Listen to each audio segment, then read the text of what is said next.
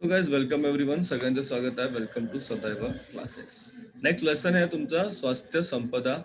आता हा जो धड़ा है, ये जो लेसन है आपका, ये लिखा है महात्मा गांधी जी ने. महात्मा गांधी को हम सब अच्छी तरह से पहचानते हैं. इनका जन्म हुआ 2 अक्टूबर 1869 पोरबंदर गुजरात में. मृत्यु हो गई 30 जनवरी 1948. आपको पता है कि नथुराम गोडसे जी एक व्यक्ति था. उसने क्या किया, उसने उन्हें गोली मारी थी. उनका मृत्यु किया. आप राष्ट्रपिता की उपाधि से जाने जाते हैं, राष्ट्रपिता महात्मा गांधी. प्रस्तुत पत्र में यह बताया गया है कि खुली हवा में नियमित रूप से व्यायाम तथा समय पर क्रिया किया गया संतुलित भोजन ही स्वस्थ जीवन की पूंजी है. क्या कहा उन्होंने कि हमें खुली हवा में नियमित रूप से व्यायाम करना है तथा समय पर संतुलित भोजन करना है. तो इससे हमारे जीवन का, हमारे स्वास्थ्य अच्छा रह पाएगा. कुछ शब्द यहाँ पे और कार्य, हमारा हमारा जो कार्य यहाँ पे आपको दिया हुआ है. ये जो पत्र लिखा है गांधी जी ने, तो ये पत्र एरोडा मंदिर, अभी एरोडा मंदिर कहीं पे नहीं है. तो एरोडा क्या है, तो एरोडा जेल है. तो जिसे उस समय गांधी जी मंदिर कहते थे. तो जब गांधी जी इस जेल में थे, येरोडा जेल में, 8/11/32 के समय, और यही नवंबर महीना है, 8 नवंबर का. तो पत्र लिखा है चिरंजीव जमनालाल, इनके सुपुत्र थे. उनका ये पत्र उन्होंने लिखा है. क्या कहते हैं देखिए, तो तुम्हारा पत्र अभी मेरे हाथ लगा. क्या कहते हैं गांधी जी, तुम्हारा पत्र में अभी मेरे हाथ लगा, सुना और उसका जवाब लिख रहा हूँ. मैंने पत्र सुना और मैं उसका क्या लिख रहा हूँ, तो जवाब लिख रहा हूँ. मैं क्या लिख रहा हूँ, उसका जवाब लिख रहा हूँ. तुम चाहते हो वे सब आशीर्वाद टोकरियों में भर तुम्हारे जन्मदिवस पर तुम्हें मिले. तुम्हारे स्वास्थ्य के संबंध में कुछ जानने के बाद भी जो विचार मैंने बताए हैं उन पर मैं स्वयं दृढ़ हूँ. तुमको, देखिए क्या बता रहे वो, कि तुमको अपने खर्च से भोजन प्राप्त करने की छुट्टी मिल सके तो उसे प्राप्त करने में कोई दोष नहीं समझता. शरीर को हम एक अमानत समझकर यथासंभव उसकी रक्षा करना रक्षक का क्या है, धर्म है. हमारा धर्म होता है कि जो हमारा शरीर है वो हमारे लिए एक अमानत है. और अगर हम उसे अमानत समझकर उसकी अगर हम यथासांग क्या करेंगे, यथासंभव उसकी रक्षा करेंगे, करना चाहिए. यही हमारा क्या है, रक्षक का धर्म. यह हमारा धर्म है. क्योंकि ये जो शरीर है हमारा, ये बहुत ही अनमोल है, बहुमोल है. मौज मजे के लिए गुड़ की एक डली भी न मांगो. मौज मजे के लिए आप गुड़ नहीं खाओ, लेकिन औषधि के तौर पर महंगे से महंगे अंगूर मिल सके तो प्राप्त करने में कोई बुराई नहीं दिखाई देती. देखिए, समझा. तो उन्होंने क्या कहा कि अगर आपको औषधि के रूप में चाहिए तो आप बहुत सारी चीजें, महंगे से महंगे फल खाइए, तो उसमें से आपको औषधि मिलेगी. लेकिन मौज मजे के लिए आप कुछ भी इधर उधर की चीजें मत खाइए. अंगूर बहुत महंगे से अंगूर में तो बुराई नहीं है. इसलिए मैं ऐसे भोजन को ग्रहण करने में उद्वेग की आवश्यकता नहीं होती. क्या होती है, नहीं होती. देखो यहाँ पे आपने देखा होगा कि यहाँ पे जमनालाल जी है और उनके पिताजी महात्मा गांधी जी है. ऐसी स्थिति में दूसरों को भी ऐसा खाना खिलाया जा सके तो खिलाना चाहिए. आप दूसरों को हमेशा दूसरे के बारे में सोचना चाहिए.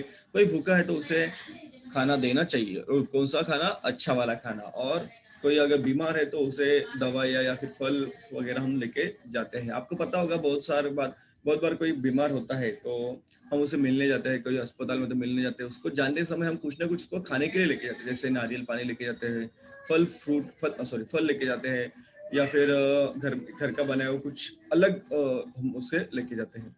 चलो आगे क्या है देखिए. मेरी दृष्टि में जितने गेहूं मिलते हैं उतने खाने की जरूरत नहीं. देखो क्या कहा, जितने गेहूं मिलते हैं उतने खाने की जरूरत नहीं है. गुड़ को बिल्कुल छोड़ देना उचित मानता हूं. गुड़ खाना ही नहीं चाहिए. ऐसे कौन कहते हैं, गांधी जी कहते हैं. क्या कहते हैं, ऐसे गांधी जी कहते हैं. गुड म्हणजे गुड़ म्हणजे गुळ. गुड़ म्हणजे काय, गुळ. लक्षात घ्या, गुड़ म्हणजे काय, गुळ. मराठीमध्ये गुळ म्हणतो. आणि in English it is known as jaggery. समजलं. ओके, चलो. गुळ, ठीक आहे. किंवा इंग्लिश मध्ये म्हणतात जॅगरी. JAGG. सर जो मीठा रहता येस, गुड पता है ना सबको. गुळ माहिती ना सर्वांना. That's a good, right. बघा, हिंदीमध्ये ड हा शब्द नसतो, त्याच्याऐवजी ड हा शब्द वापरला जातो, गुड, राईट. तो तुम्हारे शरीर को गुड़ की जरा भी आवश्यकता नहीं। अभी ऐसा क्यों कहा है तुम्हारे शरीर को? क्योंकि उनका शरीर शायद उनकी उम्र ज्यादा होगी या फिर मिडिल एज तक वो आए होंगे। तो हमें क्या होता है हमारे शरीर में, या फिर हमारा शरीर है, जैसे जैसे हम बड़े बड़े हो जाते हैं तैसे वैसे हमको कुछ चीजों को त्यागना होता है। इसके बदले निर्दोष, इसके बदले हमें क्या करना है? निर्दोष शुद्ध शहद लेना अधिक अच्छा है। क्या लेना चाहिए? शहद, हनी, मध घेतला पाहिजे असं त्यांचं म्हणणं आहे। परंतु जब तक मीठे फल मिल सकते हैं तो हनी की भी हमें जरूरत नहीं है।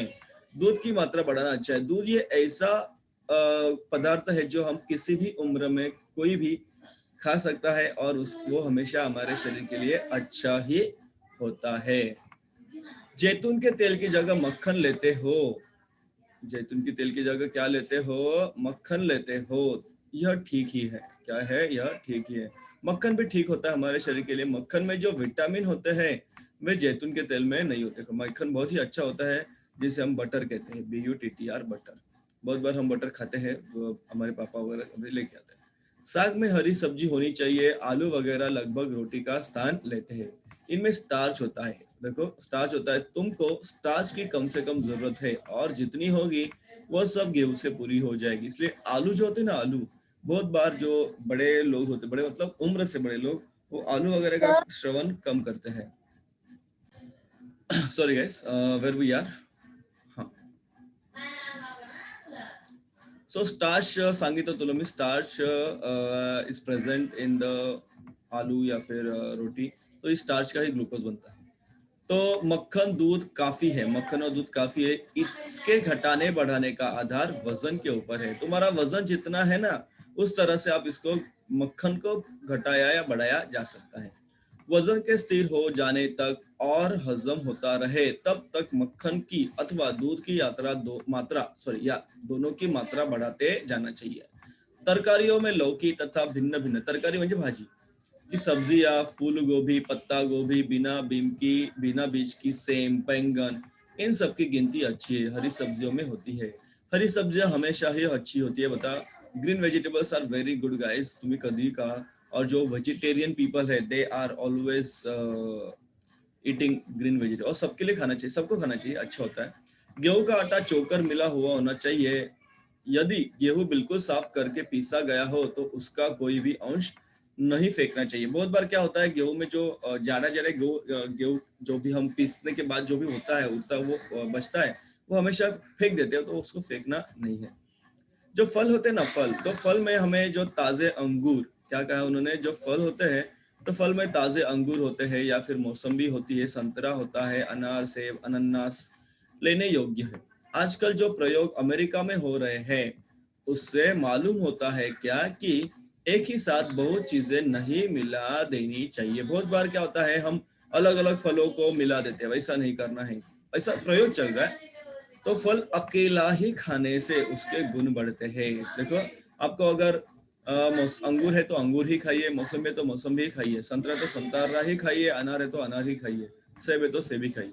बहुत बार हम क्या करते हैं, सेब का जूस बनाते हैं, फिर उसमें ये डालते हैं, वो डालते हैं, ऐसा करते हैं, वैसा करते हैं, फिर चॉकलेट आता है, ये आता है, वो आता है, शेक बनाते हैं।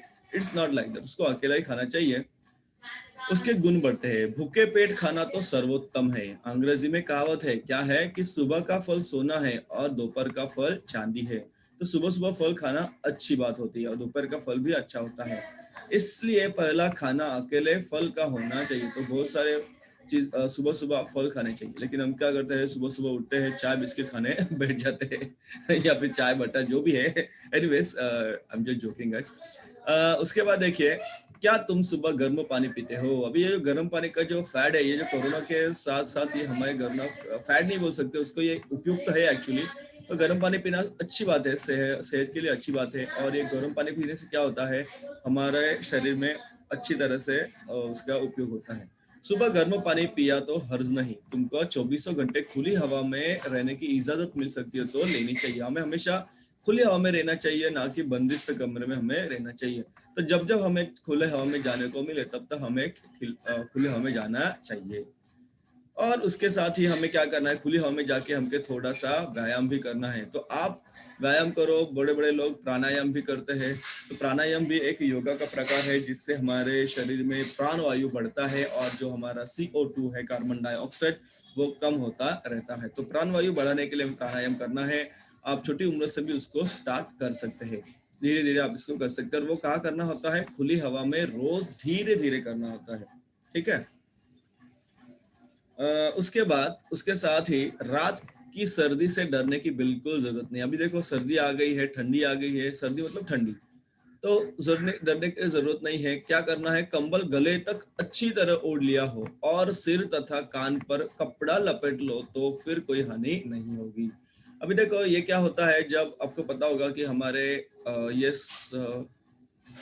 ओके गाइस, सो नेक्स्ट क्या होगा, सॉरी वेयर वी आर। हाँ, तो क्या करना है, कान पर कपड़ा लपेट लो तो फिर कोई हानि नहीं है। 24 घंटे शुद्ध से शुद्ध हवा हमारे श्वास के लिए, फेफड़ों के लिए, फेफड़ं म्हणजे काय, लंग्स, लक्षात घ्या, फेफड़ं म्हणजे काय, लंग्स, आणि याच लंग्सवर हा जो कोरोना व्हायरस आहे ना, तो याच्यावरच अटॅक करतो, लक्षात घ्या। म्हणूनच आपल्याला मास्क वगैरे वापरायला सांगितलेलं आहे किंवा काय वगैरे, राईट। तो आवश्यक है। सुबह की धूप सहन हो सके तो इस तरह शरीर को खुली हवा में जितना खुला रख सके तो रख सको उतना रखना चाहिए। सुबह की जो हवा होती है ना बहुत अच्छी होती है और धूप भी बहुत ही अच्छी होती है। तो उस धूप में हमें जाना चाहिए। हमें क्या मिलता है, विटामिन डी मिलता है। क्या मिलता है, विटामिन डी। माधव जी की गाड़ी तो ठीक चल रही है। अभी थोड़ा सा वो दूसरे लोगों के बारे में पूछ रहे हैं। वहाँ जो साथी रहते हैं और वे और जो आवे सो हम तीनों का यथा योग्य आशीर्वाद पावे। बापू के आशीर्वाद, बापू के आशीर्वाद। तो इस तरह से महात्मा गांधी जी ने अपने पुत्र को क्या बताया है, स्वास्थ्य संपदा के बारे में बताया है। शब्द वाटिका देखेंगे, कुछ शब्द है जैसे अमानत। अमानत का मतलब होता है धरोहर या फिर थाती। उद्वेग का मतलब होता है प्रबलता। इजाजत अनुमति होती है। निर्दोष मतलब दोष रहित, जिसमें दोष ही नहीं है। Please mute your sound, guys. Someone has not unmuted the sound. Please, Deepak. I think you are the person. Very good. चोकर का मतलब होता है गेहूं का आटा छानने के बाद बचा हुआ भाग, इसको हम क्या कहते हैं, चोकर कहते हैं। तो हमें और भी यहाँ पे दिया हुआ है कि जैसे हम जो पढ़ाई करते हैं तो पढ़ाई का हमें नियोजन करना है। क्या करना है, पढ़ाई का नियोजन करना है और उसका आपको दिनचर्या लिखनी है। मतलब कितने बजे हम उठेंगे, कितने बजे हम पढ़ाई करेंगे, क्या क्या पढ़ाई करेंगे, इस तरह से। हमारा आहार भी संतुलित होना चाहिए। और बहुत सारी चीजें यहाँ पे गांधी जी ने बताई। जैसे कुछ क्वेश्चन है यहाँ पे, जैतून के तेल की जगह मक्खन क्यों लेना चाहिए। मैं आंसर नहीं बताऊंगा, सिर्फ क्वेश्चन रीड कर रहा हूँ। रक्षक का क्या धर्म होता है, अभी मैंने बताया था आपको। किन किन सब्जियों की गिनती अच्छी हरी सब्जियों में होती है। फेफड़ों के लिए क्या अति आवश्यक है, फेफड़ों के लिए क्या अति आवश्यक है। उसी तरह आपको सदैव ध्यान में रखना है। क्या ध्यान में रखना है, तो नवयुवक, आप नवयुवक हो, सब आप सब क्या हो, नवयुवक हो। और ये आप जो नवयुवक हो तो आपकी जो शक्ति है देश हित में लगनी चाहिए। ठीक है, आपकी शक्ति देश हित में, देश के लिए आपकी पूरी शक्ति ताकत लगनी चाहिए। हमारा शरीर स्वस्थ होना चाहिए, हमारा मन भी स्वस्थ होना चाहिए। इसलिए हमें क्या करना है, योगासन करना है, उत्तम साधन है। तो योगासन से हमारा तन और मन दोनों क्या होते हैं, स्वस्थ होते हैं। तो योगासन करो, अच्छी बात होती है। कुछ प्रकार वाक्य यहाँ पे आपको दिखाई दे है। आगे कुछ है वो हम बाद में ले लेंगे।